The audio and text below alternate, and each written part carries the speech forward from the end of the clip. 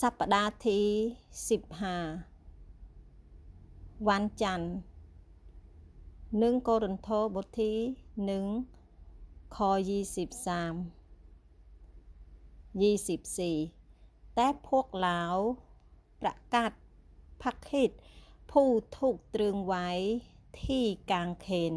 ผู้เป็นศิลาที่ให้พวกยูดาห์และสดดและเป็นสิ่งที่พวกทางชาติคือ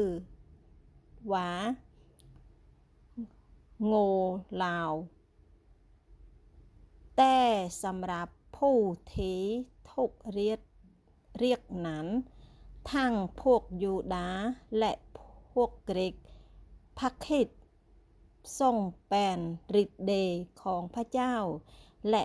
พระปัญญาของพระเจ้า